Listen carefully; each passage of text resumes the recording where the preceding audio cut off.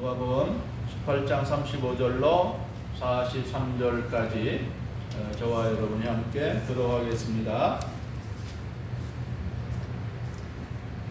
여리고에 가까이 가셨을 때에 한 맹인이 길가에 앉아 구걸하다가 우리가 지나감을 듣고 이 무슨 일이라고 물은데 그들이 나사렛 예수께서 지나가신다 하니 맹인이 외쳐 이르되 다윗의 자손 예수여 나를 불쌍히 여기소서 하거늘 앞서가는 자들이 그를 꾸짖어 잠잠하라 하되 그가 더욱 크게 소리질러 다윗의 자손이여 나를 불쌍히 여기소서 하는지라.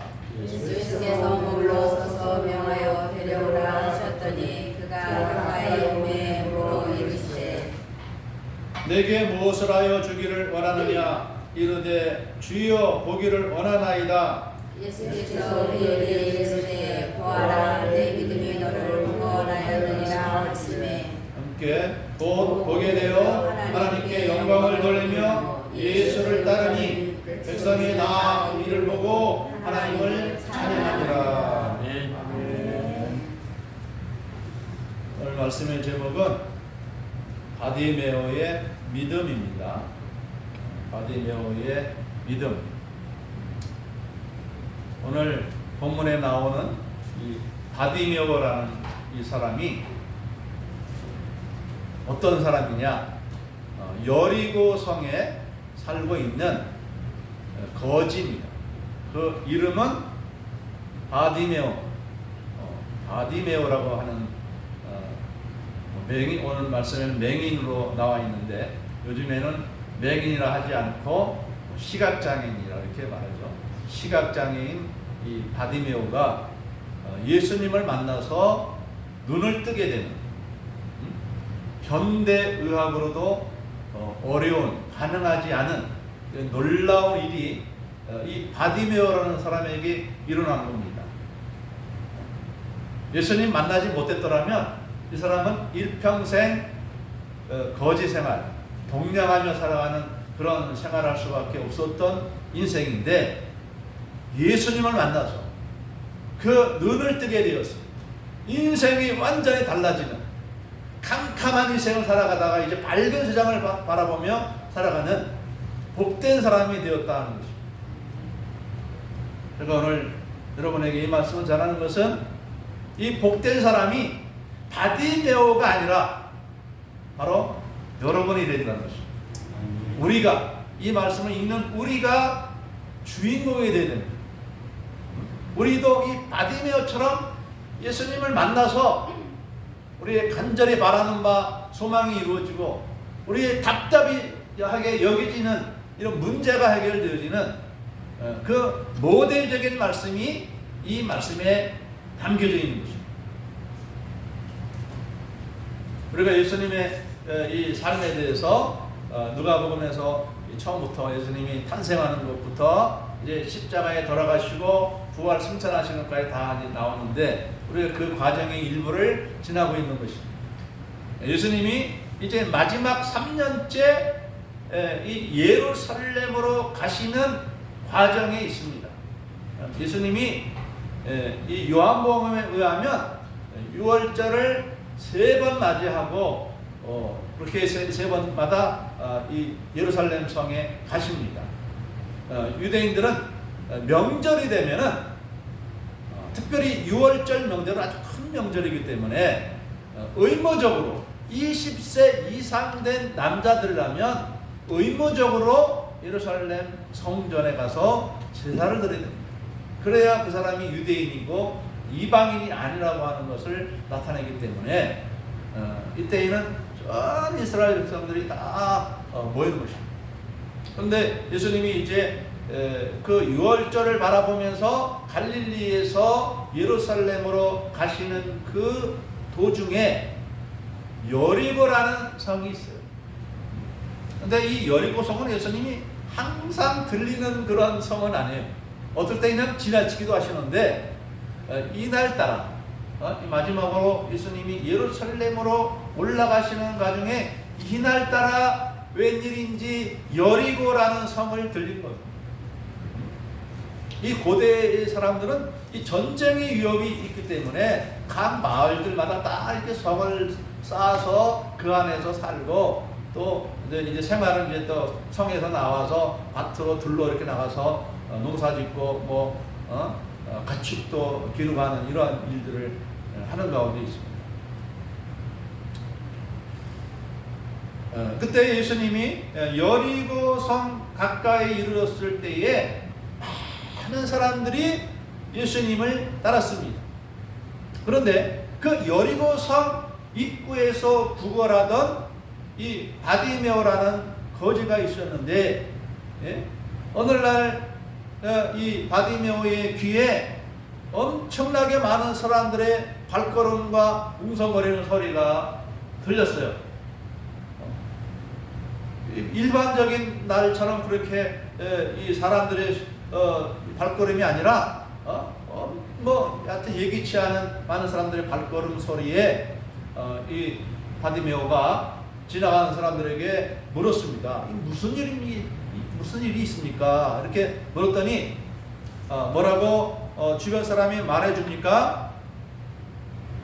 나사렛 예수께서 지나가신다. 나사렛에서 오신 예수라는 분이 지나가신다. 이 말을 들었어요.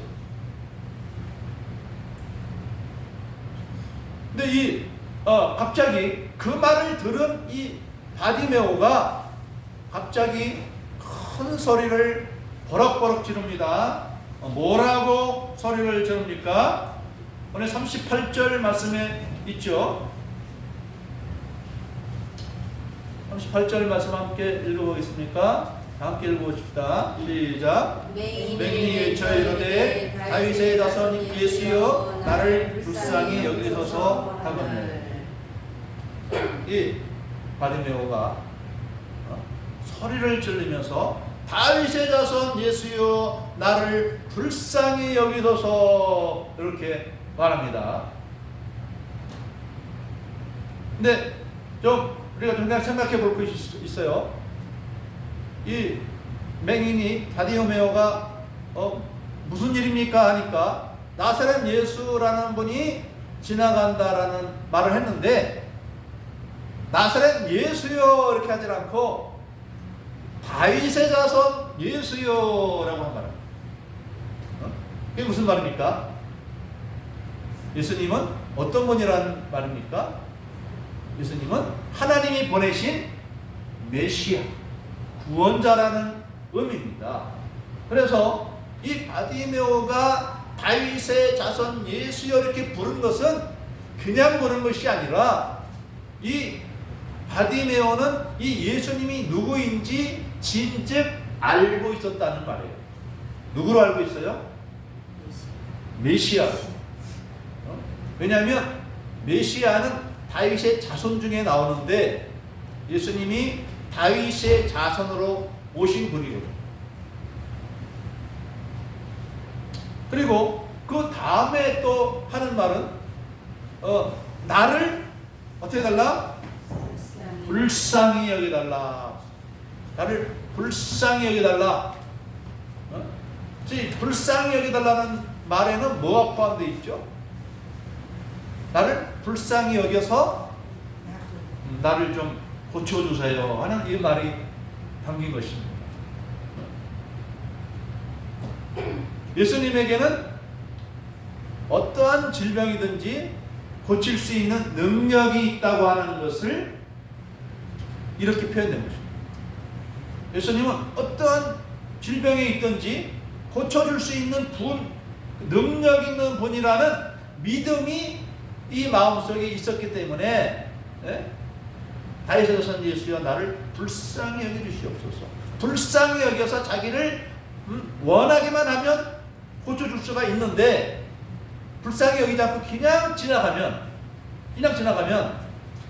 아무런 역사가 일어나지 않습니다. 그러나 불쌍히 여기면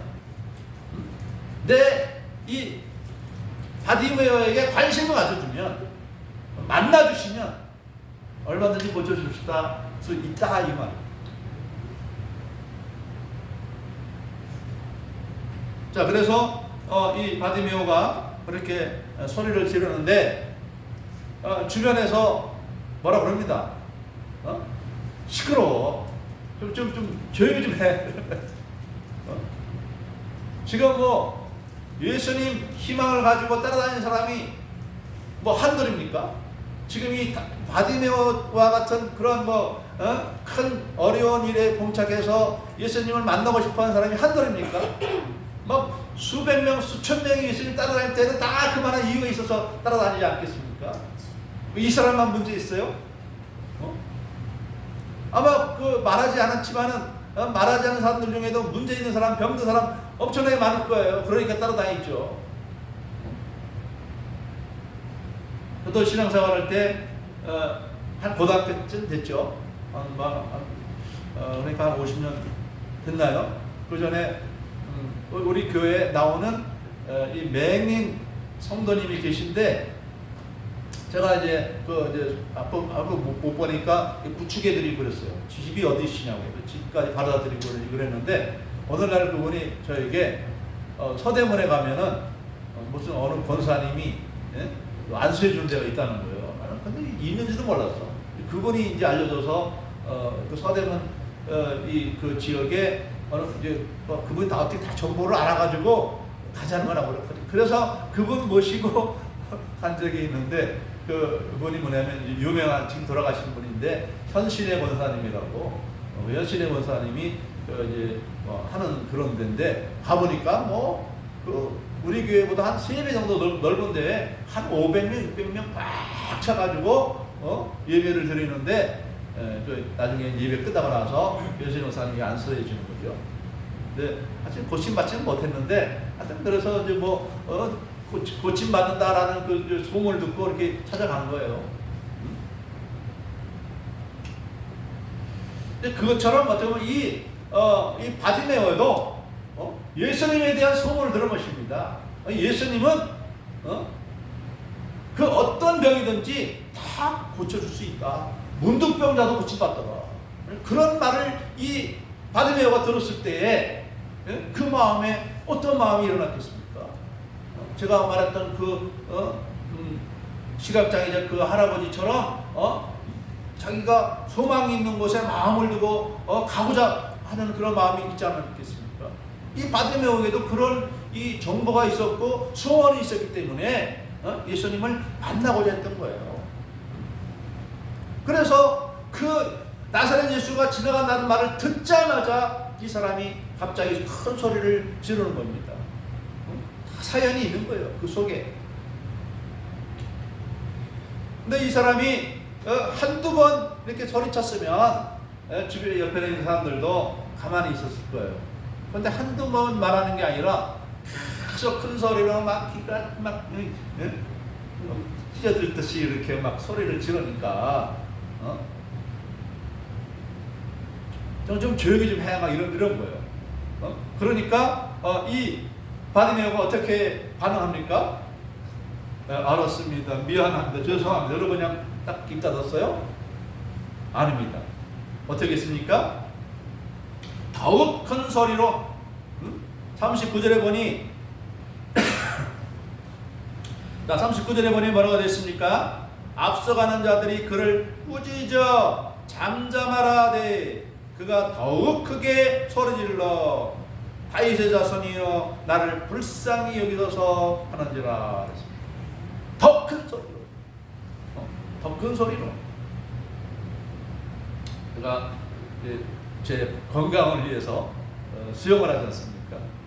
근데 어느 날 그 꼬마 아들을 이제 그 아빠가 데려온 것 같아요. 근데 무슨 일이 있는지 이 아이가 막 이 옷 갈아입는 그 곳이죠. 그곳에서 우는 거예요. 그래서 그냥 우는데 이 울음을 30분 이상 그치지 않고 우는 거예요. 목소리도 그렇게 좋아.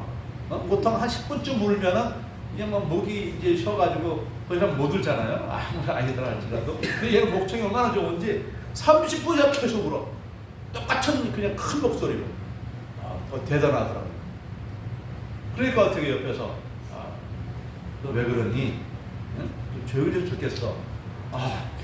아무리 타일러도 그냥 뭐 끌려 나가면서까지 계속 끌고 나가는 걸 봤어요. 그런 사람처럼 지금 바디메오가 그런 거니. 좀 조용히 좀 해줘, 조용히. 응? 한 몇 번 하다 말아야지 이렇게 계속해서 이렇게 막 아마 제 생각에 제 상상에는 한 10번 이상 이렇게 소리 지르지 않았는가 싶어요. 예수님이 과연 몇 번이나 이 바디메오의 외침을 듣고 나서야 알았을까 싶은 생각이 드는데, 아마 예수님도 처음에는 그 군중들이 서로 막 소리를 지고 그러니까 이런 일이 허다했으니까 아마 그냥 소리를 좀 듣긴 들었어도 그냥 지나치려고 하지 않았을까 싶어요. 그런데 끊임없이 계속 이제 뒤에 있는 소리, 나를 불쌍히 호소하는 소리는 잘 안 들려도 다윗의 자손 예수여라는 이 말은 들린 것 같아요. 엄청나게 큰 소리로 그냥 계속해서 그냥 바락바락 그냥 빽빽거리면서 소리를 지르니까 들린 겁니다. 그래서 예수님이 가던 길을 멈추고 누구냐, 저가 도대체 누군데 나를 부르느냐, 데리고 오너라 그랬어요. 자, 그럴 때 이 바디메오는 얼마나 신이 났겠습니까? 얼마나 신이 났겠습니까? 아마 그가 시각장애인만 아니면 그냥 막 뛰어왔을 텐데 시각장애인이었기 때문에 이제 사람들이 이렇게 안내해줬겠죠. 안내해줘서 예수님 데까지 데리고 왔어요. 그래서 예수님이 가까이 오자 그에게 물어봤습니다. 내게 무엇을 하여 주기를 원하느냐 그랬습니다. 무엇을 하기를 원하느냐?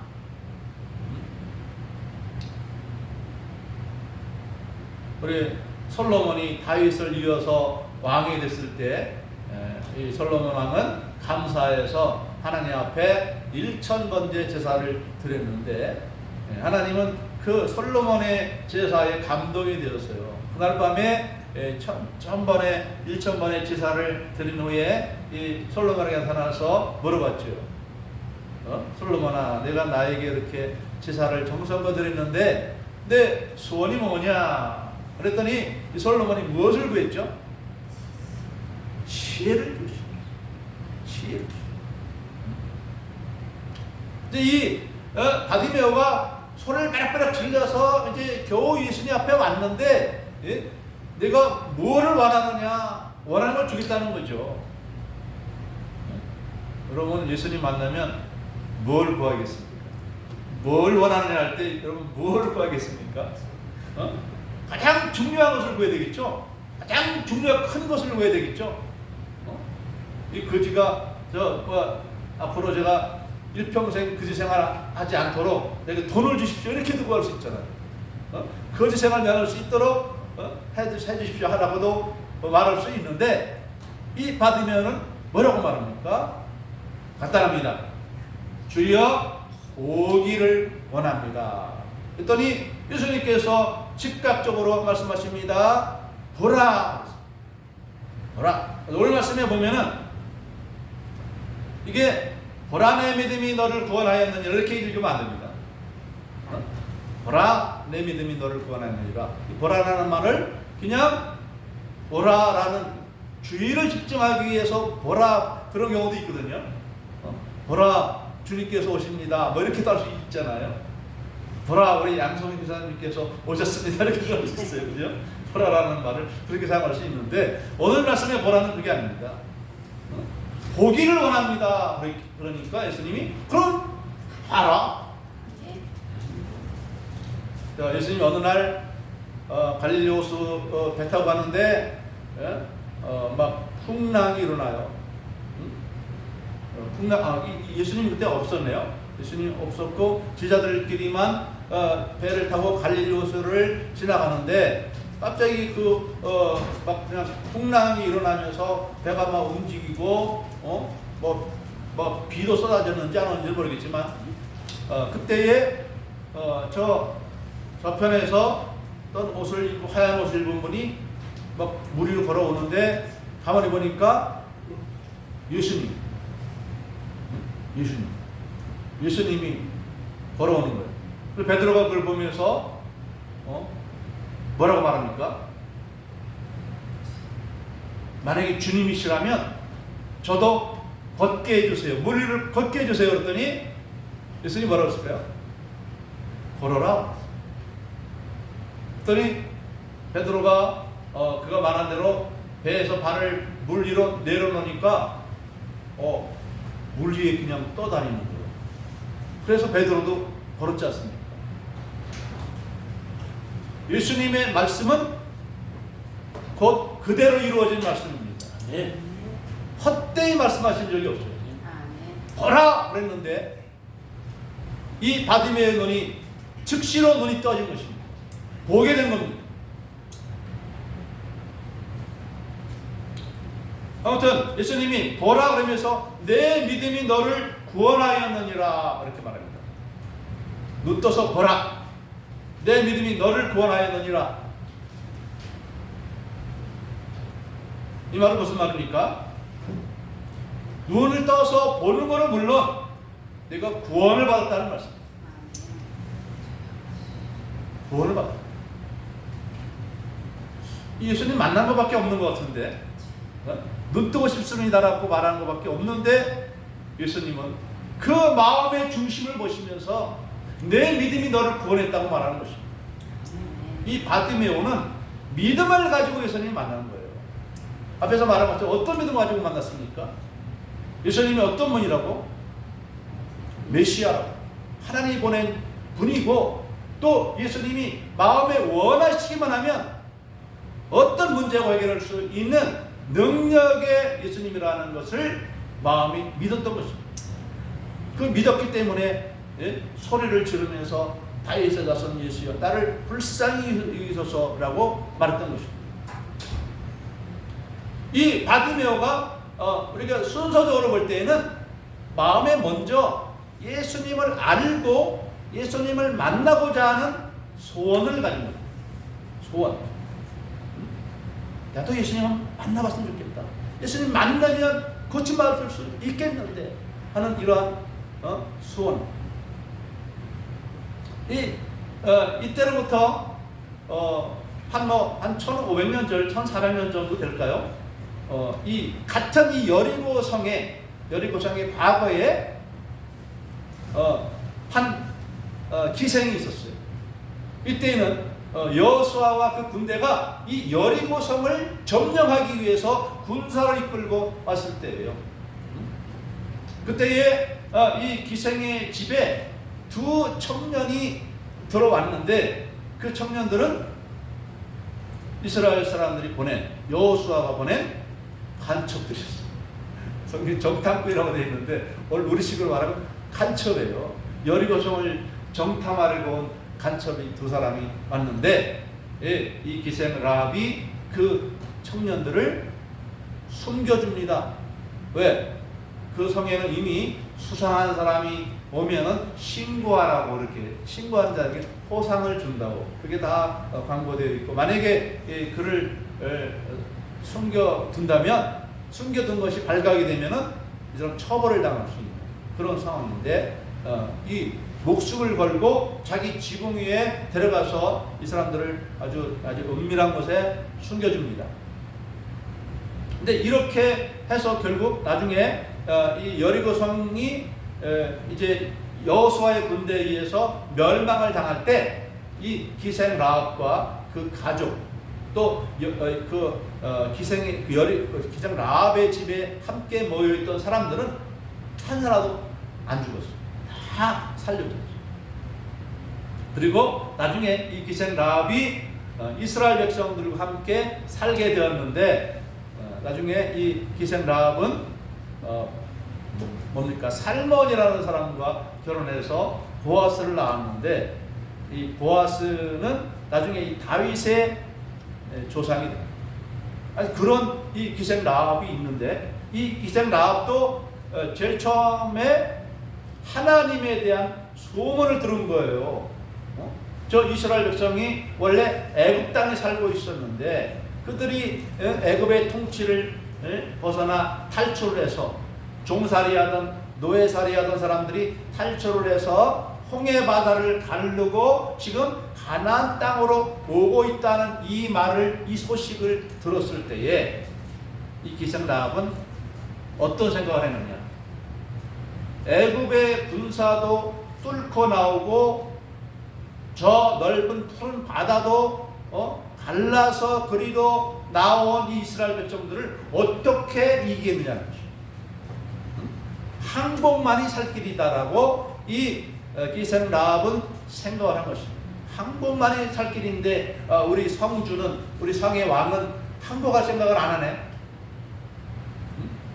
그러던 어느 날 이 이스라엘의 두 간첩, 두 청년을 만나게 된 것이죠. 그래서 살려준 거예요. 그래서 숨겨둔 것이죠. 어느 날 갑자기 그런 행동을 한 것이 아니에요.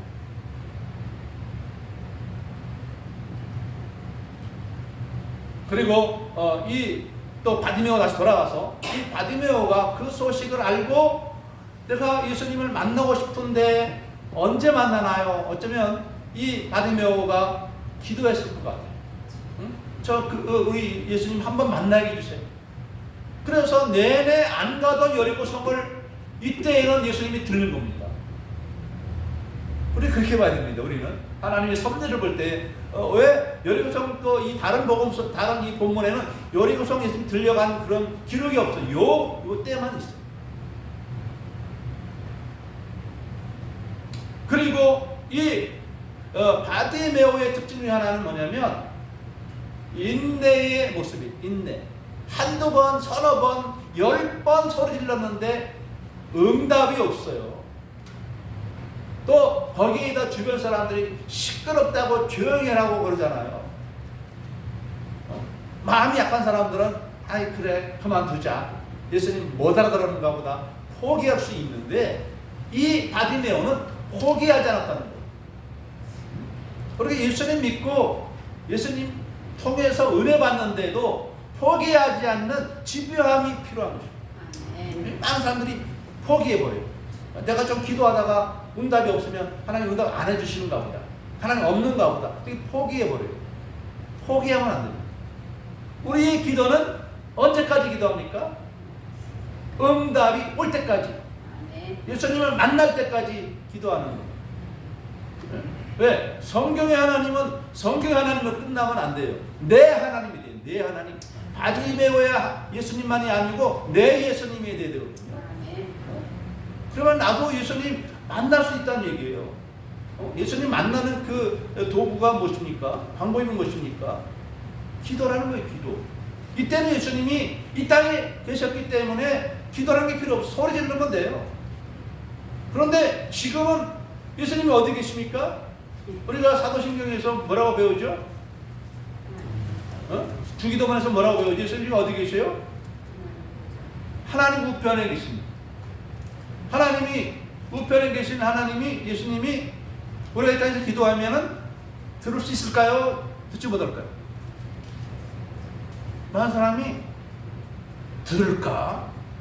안 들을까? 이거 생각을 안 하고 기도하는 거예요. 내가 기도하면 다 들어요. 그러므로 지금 내 앞에 계시다 생각하고 우리가 말과 언어도 정제해서 기도해야 됩니다. 아무렇게나 우리 미신을 믿는 사람들이 비나이다 하듯이 이렇게 하면 안 되고 그 예의와 절차를 따라서 또 간절하게 우리가 말을 하는 겁니다. 그게 기도예요.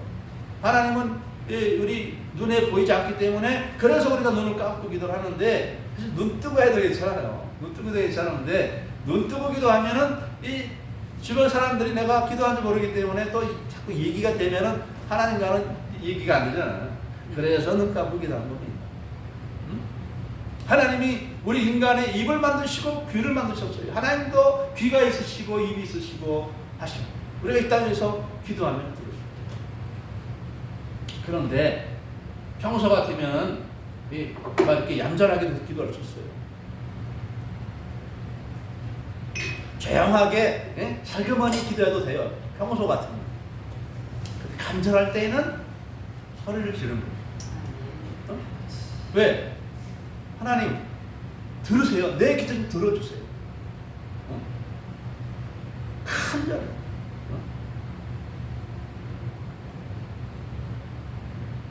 주변 사람이 뭐라고 하든 말든, 내 환경이 때로는 의심도 되겠죠. 우리 하나님이 계시다고 그러는데, 하늘에 계시다고 그러는데 내가 뭐 여기서 기도한다고 들으시려고 이렇게 하면은 안 됩니다. 내 기도 반드시 들어주신다. 하나님 귀가 있으시기 때문에. 또 우리가 지나갔지만은 누가복음 18장 1절 이하에 보면은 예수님이 불의한 재판관과 억울함을 입은 한 과부의 이야기를 해줬지 않습니까? 이 과부가 억울한 일이 있는데 하소연할 곳은 오직 재판관인데, 이 재판관은 불의하고 교만하고 못된 이 재판관이다, 이 말입니다. 그러나 이 과부가 매일같이 찾아가서 하소연하니까 서너 달 그냥 버티던 이 재판관이 이제 항복, 소원이 뭐요? 그래서 이 억울함을 당한 이 과부의 소원을 들어주었는데, 하물며 하나님일까 보냐 이렇게 말씀을 합니다. 그래서 누가복음 18장 7절에서 보면 이렇게 말합니다. 하물며 하나님께서 그 밤낮 부르짖는 택하신 자들의 원한을 풀어주지 아니하시겠느냐, 그들에게 오래 참으시겠느냐. 내가 너희에게 이르노니 속히 그 원한을 풀어주리라. 그러나 인자가 올 때에 세상에서 믿음을 보겠느냐. 이렇게 억울함을 당한 이 과부가 불의한 재판관에게 때를 쓰듯이 간구했을 때 들어주었는데, 이런 사람들이 있겠느냐 하는 거예요. 이렇게 하라는 거예요, 예수님은. 근데 왜 안 합니까? 왜 안 해요? 내가 하나님 믿으려면 하나님이 계신지 안 계신지 확인해 봐야 될 거 아니겠습니까? 그러면 하나님이 여러분에게 주신 문제와 소망이실 거예요. 문제와 소망. 헐고 기도하는 거예요. 나에게 이것이 간절히 필요합니다. 저도 그러다 하나님 만났지 않습니까? 저에게 심각한 어려움이 있어서 이 어려움을 해결하려고 하나님을 안 만나면 해결할 수 없는 문제가 이렇게 생긴 거예요. 그래서 하나님 만나달라고 그렇게 막 때려 썼는데 만나주시더라고요. 근데 제가 우리 여기 청교사님 아기 같은 이제 청년이어서 그때 기억하실지 모르겠는데 제가 그랬어요. 우리 양희종 우리 선생님은 기도할 때 기도응답 받습니까? 이렇게 물어봤어요. 받는데요, 우리 받는데요. 그러면 됐다고 내가 내 문제가 있는데 나를 기도해 달라고. 그러고 나서 얼마 후에 응답 받은 거예요. 그래서 우리 목사님 위해서 그때부터 우리 양주 목사님을 위해서 기도를 했는데 이렇게 또 연결까지 됐잖아요. 하나님은 우리 기도를 응답해 주십니다. 어떻게 기도해야 됩니까? 사모하는 기도, 그다음에 둘째 인내의 기도, 세 번째 불굴의 기도. 환경이 응답되지 않을 것처럼 보여도, 하나님이 응답이 늦어도, 옆에 사람이 나를 배반하고 잠잠하라고 그래도 불굴의 기도, 그 세 가지 기도, 사모하는 기도, 인내의 기도, 불굴의 기도. 이 바디메오의 이러한 믿음으로 말미암아 세 가지 기도를 드렸는데, 여러분들도 하나님이 내 기도를 들어주시고 독생자 예수님이 내 기도를 들어주신다는 믿음으로 이 세 가지 기도를 통해서 다 응답받고 하나님의 살아계심과 그 사랑과 은혜를 체험하고 기쁨으로 살아가는 여러분 되시기를 주님의 이름으로 축복합니다. 기도하겠습니다. 사랑의 하나님, 우리 하나님은 지금도 살아계셔서 우리가 바디메오처럼 간절히 구하면 오늘날에도 살아계신 하나님을 만날 수 있는데, 많은 사람들이 이를 알지 못하고 구하지 아니함으로 받지 못하고 은혜를 경험하지 못하는 안타까운 가운데 있사오니, 주여 우리 하나님께 모든 성도님들 앞으로는 이 바디메오의 믿음을 본받아서 주님께 사모함의 기도, 인내의 기도, 불굴의 기도를 드림으로써 다 응답받는 역사가 이루어지게 하여 주시옵소서. 이사고 감사드리오며 예수님의 이름으로 기도드리옵나이다.